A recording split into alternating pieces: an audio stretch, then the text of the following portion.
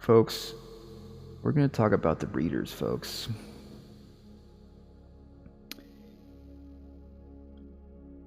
You might know Kim Deal from the Pixies, but she has her own band with her sister Kelly, who happens to be a twin sister.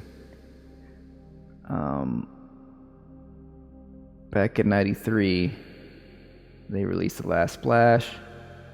You might have heard their hit song from that album, Cannonball. Well, Trash Theory, which is a pretty cool YouTube channel, they released this video recently talking about that album, and particularly the song Cannonball. We're going to watch a little clip of it in a bit here. But it definitely got me reminiscing about that era, right? Which, I was like a baby at that point in '93, but definitely in my high school years, I revisited this, or I traveled back in time, you could say, through probably the early internet, I guess. I mean, not too early. This was what, in 2004, when I was like really into the Pixies and the Breeders. See, that's Kim Deal right there. She's pretty cool, isn't she? Kind of cool. Like, I think the Breeders, like Kim Deal in particular, has this cool energy without even trying. Like this, whatever, I don't care energy. Kind of similar, like a little more chill version of like the Riot Girls, She's not quite a Riot Girl. But, she's like, she and Kelly, I feel like, probably have become inspirational to a lot of like young women rockers these days. Not only their talent, but just their attitudes too.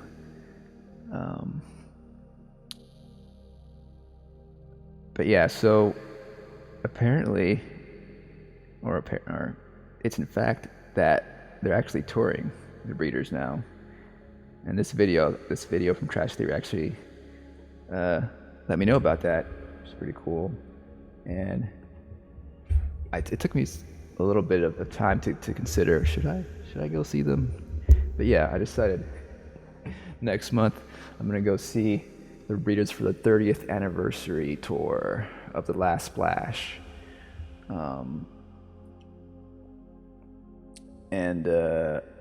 Yeah, it's been 30 years. And on the live stream right now, we're listening to the 20th anniversary release of The Last Splash, which includes the original and some other demos and other tracks from their discography. Probably other versions of the originals. I haven't really listened to it all. I did listen to the original a lot, But 10 years ago, I kind of wasn't really thinking about the Breeders, I was probably just thinking about a new artist. So yeah, that's her with the Pixies. She was always kind of like maybe too much in the background, right? She had some great songs on the Pixies, Gigantic. There's this one on Doolittle, I think it's called Silver. It was pretty interesting. Where she leads and she sings mostly. And actually, the version of the song "I Bleed," she has there's a version where she's just singing and Frank is like doing the background vocals. I think that one's my favorite version of that song. So, so I think that's probably, she definitely needed an outlet, and that's where the Breeders came in. She and her sister got together and they had full control at that point, Supposedly she's cool with Frank, she's cool with the Pixies and the others. But there's always been rumors and speculation that there was like, you know, some rivalry there or some kind of infighting, you know, because maybe supposedly Frank was a little bit too controlling, you know, on what he wanted, how he wanted the Pixies to sound, and perhaps Kim didn't feel like there was enough room for her to express her voice. But that's rock history, right? That's rock legend and hearsay, and maybe there'll be something more clear about that coming up in the future at some point.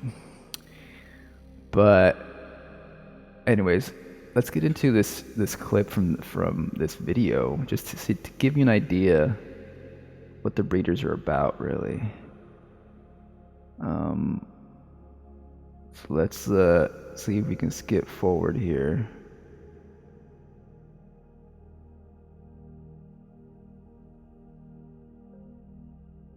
I believe the marker was at 13:16. I'm also just trying this out to see if like this gets muted on Twitch, or there's going to be a copyright restriction on YouTube if this goes on YouTube. We're just going to test things out here. So again, this video is from Trash Theory. I'm looking in the chat, and it'll be in the description, all these videos I'm showing. It's called The Explosive Story of the Breeders and Last Splash.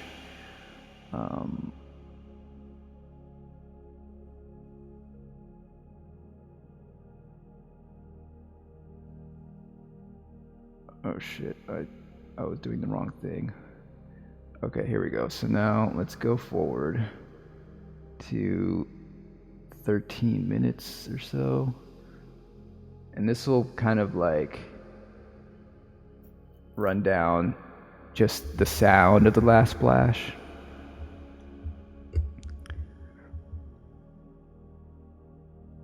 I'm gonna pause the music, or the background music.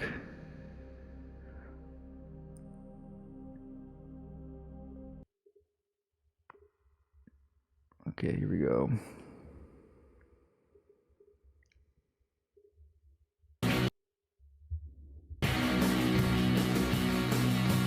For their second album, Last Splash, the Breeders would record in San Francisco with Mark Freegard, who, like Albini, would act more as an engineer than an actual producer, allowing Kim to maintain full control. By this time, Jim McPherson of local Dayton group, The Raging Mantras, had taken over from Wolford. However, Kim wasn't happy with the sound of the hi-hats, rides and crashes, so found her own means to manually recalibrate them. Kim thought the cymbals sounded too new. They were ringing too long after Jim hit them. She wanted to crack them. She wanted to fuck them up. I always remember being in the studio lounge, sewing away, watching Jim and Kim drop cymbals from the second story window. Given a little more breathing room from the success of their debut, experimentation was the name of the game. The disconcerting drone at the start of SOS is Kelly's sewing machine plugged directly into a Marshall guitar amp.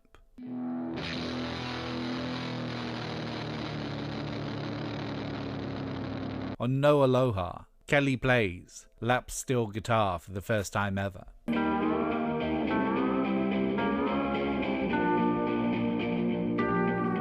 The album takes on a conflux of genres.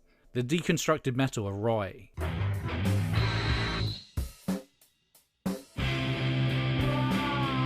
the sticky grunge pop of Saints,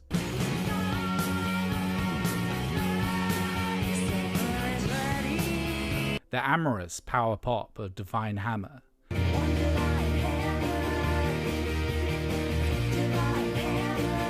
and the country balladry of Driving on 9. Driving on 9, I sure miss you. Itself a cover originally by Boston alt folk group Ed's Redeeming Qualities. Driving on 9, I sure miss you. Some songs are barely songs. Instrumental SOS is a blistering surf rock fragment, barely 90 seconds long.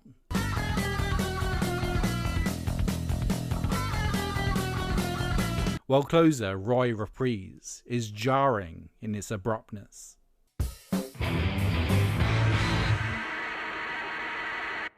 But as ramshackle and thrown together as Last Splash might sound, it is anything but. Every detail was obsessed over. Kim doesn't take anything for granted. She likes to pull it all apart and then rebuild it, even though at the time it can be really annoying. There are no lazy choices. It's never everybody just jingle jangle along to these 3 chords. There's a kind of ruthless and meticulous analysis of everything. Similar to how Cobain wrote his lyrics, Kim's words are mostly impressionistic. Their true meaning unknowable unless informed otherwise. Saw it on the wall. Motherhood means mental freeze. Part of this was a rejection of the country and western story songs that she was bombarded by in her youth. I've grown up with so much storytelling that it doesn't seem very challenging. Then you listen to T-Rex and they just go,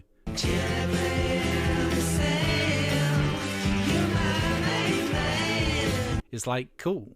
What does it mean? I kinda like that too. Slogan rock. So I like it both ways. Yeah, so that gives you an idea of who the Beatles are, what the Beatles are about, what they're like really. Focusing on Kim. But another video I saw after this is actually more of a fly in the wall view of the sisters actually. And this one came out this is actually a documentary from 2002.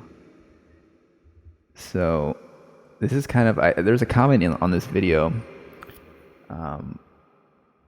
comparing this to Grey Gardens, that documentary, I think from, was it the 60s? That old documentary about like this rich mother and daughter like holed up in their house. Because it kind of like, this is a very intimate look at like, it brings the camera into their apartment. I think they're living in LA at this time, East LA. The sisters, the Deal sisters. It's called The Real Deal. And so there's like little snippets of them just like hanging out and talking and chatting about whatever. And so it's really fun look. I like these types of documentaries that are just kind of like, let's just hang out with these people, see what's going on, that's structured in that way. And it's particularly fun with rock stars, right? So this one's actually, it's a Dutch documentary apparently, and so it aired over there in the Netherlands, and it's called The Real Deal, I guess, a documentary about the Breeders. Some user named Andy uploaded it. Again, it's linked in the description in the chat. So yeah, it's pretty interesting. Like, see, it's just them like shooting the shit. We did not fit in, and so to finally meet people that are from Boston, I was New a York, cheerleader, California, man. Stuff, I fit in. Yeah, whatever. Cheerleader from hell's what you were. Oh, bullshit. You were a cheerleader from hell. Bullshit. So funny stuff like that. There's actually, you get to know like what kind of musicians there are, this scene. That's not it. It's, to me, that's a big part. I mean, that's how it goes. Not. That's putting on the Ritz to me, and that's not what we're talking about. We're talking about a rude hi-hat. If I said to somebody to make this hi-hat sound rude or to play rude, they would just roll their eyes and just go, nah, I'm going home. I'll work at my Pro Tools. Jose's like, all right. It's like, yeah. And it looks gross, but it sounds cool.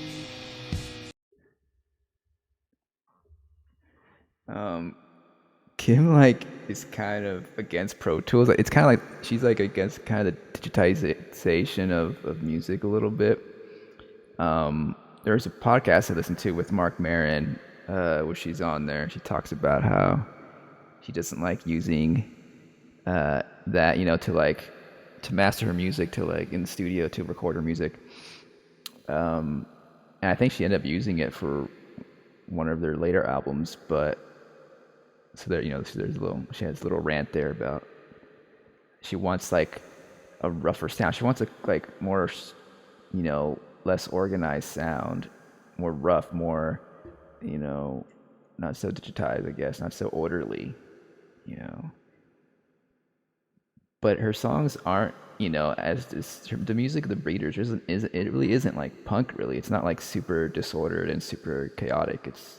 It has some melody to it and some soothing, even surf rock sounds to it, But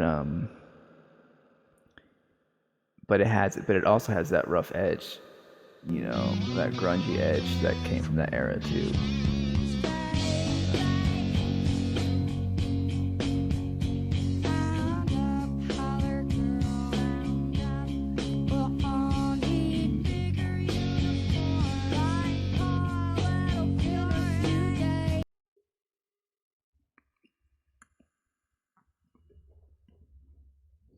So, yeah. But what I like about this documentary is really the moments where we really get an inside look at their life. Here they are just like getting some ice cream. And then we've got them just chilling at the house. And Kim talks about how she can't stand bad music, which is kind of funny little moment here. And this just shows how different that they are, the twins are, even though they're twins, they're two distinct people with two distinct ways of looking at the world and reacting to it. So here's an interesting clip here.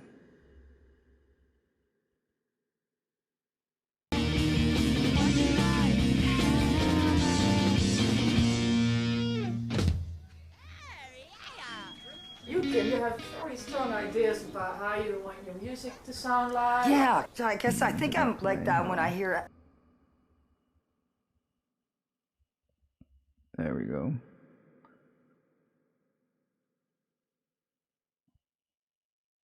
Hold on, the OBS is messing up for a second. Hold on. When I hear sounds. But I guess I think I'm. You have very strong ideas about how you want your music to sound like. Yeah, I guess I think I'm like that when I hear sounds.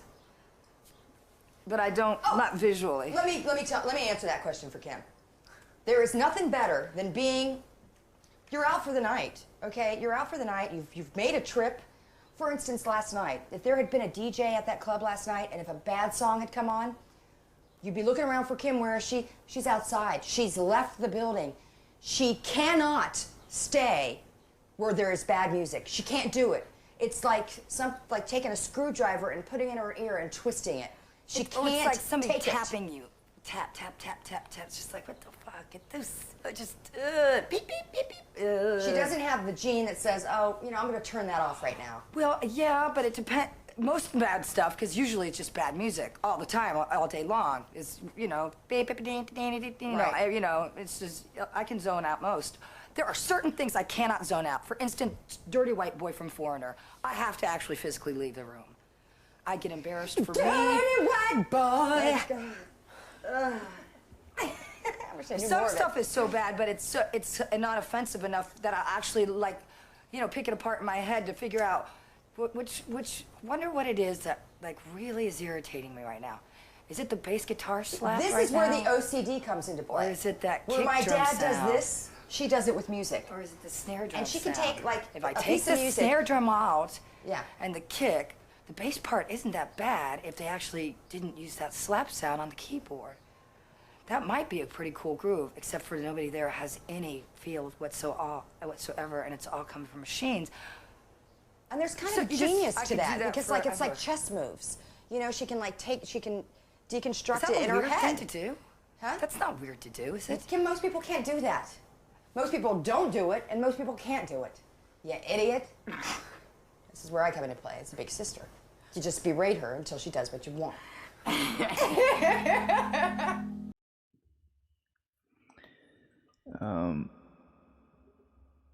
That's interesting. And then there's another scene here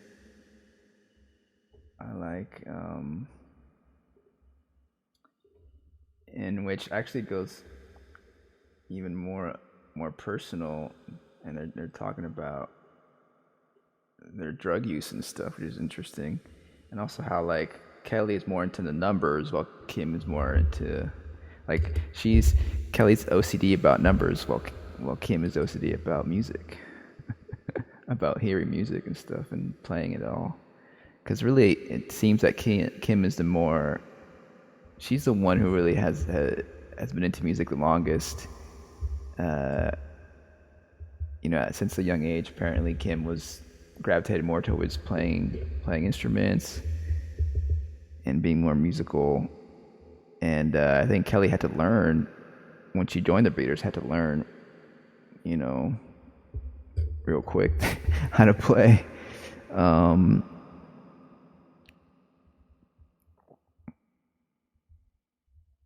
But at this point, I'm assuming she's learned most. She's pretty good now. I mean, in the Breeder, she's good. But this just demonstrates like their difference here.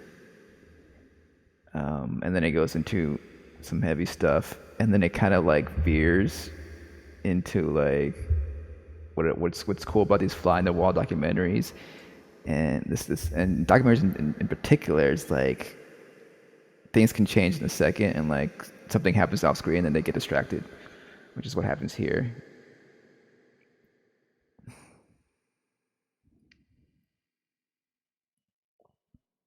Oh wait, the audio is off. Let's rewind that. 1, 2, 3. 1, 2, 3 equals 6. Divided by 2 equals 3. Divided by 1 equals 6. 1, 2, 3 equals 6. You know what I mean? I sit there and just fuck with numbers, like she does with music, kind of. 3 times 2 is 6. 1, 2, 3 equals 6. Divided by 1. Good thing you don't smoke pot. I know. No way. It's redundant. I don't smoke pot. No way. It's crazy. So I like that. I'm OCD on like numbers and knitting. It's very tactile and yeah.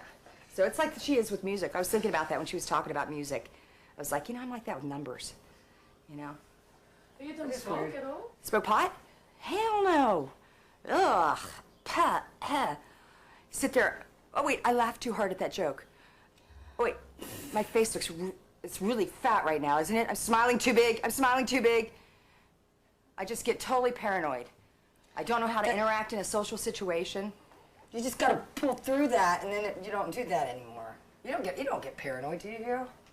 See, you know what though? It's like, from what I hear, people like to smoke because it helps them relax and sleep. I don't have a problem sleeping.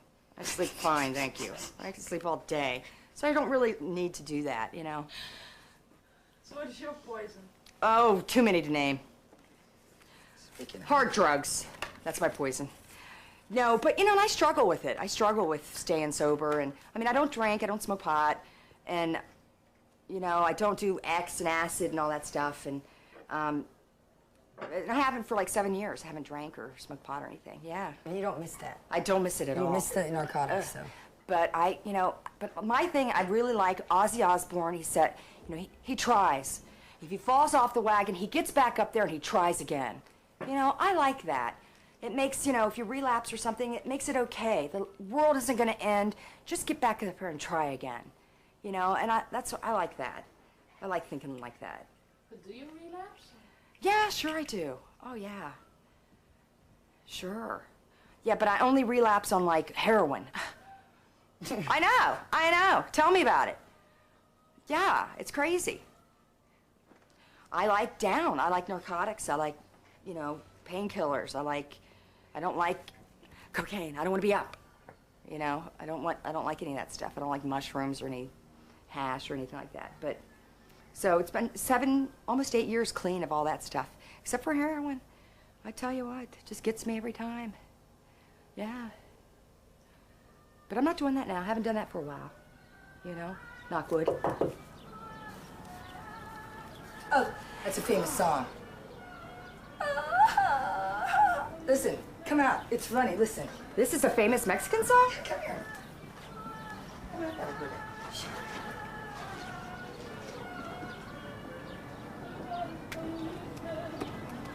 Ooh, there's a barbecue. There's a barbecue starting Friday night. Come out, can you hear And you it? saw the lemon tree, right? Wait.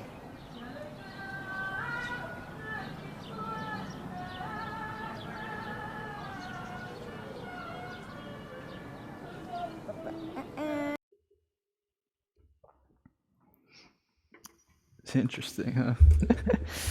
And then you see them, rock out, and then they, I think they start braiding each other's hair or something.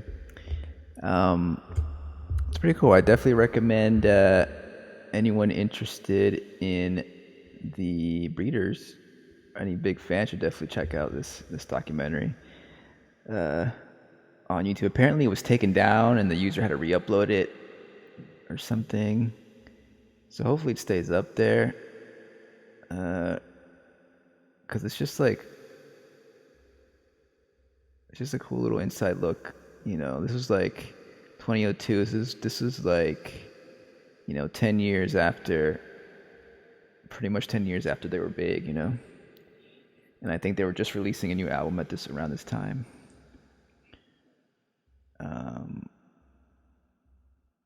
And I don't think they released anything recently, but they are going on tour. I'm gonna check them out October. I don't know if I mentioned it already. It's gonna be fun to see how they're hanging these days, 30 years after the last Splash came out. But yeah, I'm excited. And that's what I was thinking about. That's why I was just thinking about the readers. Like, let me just share some of these clips I've been watching to the stream.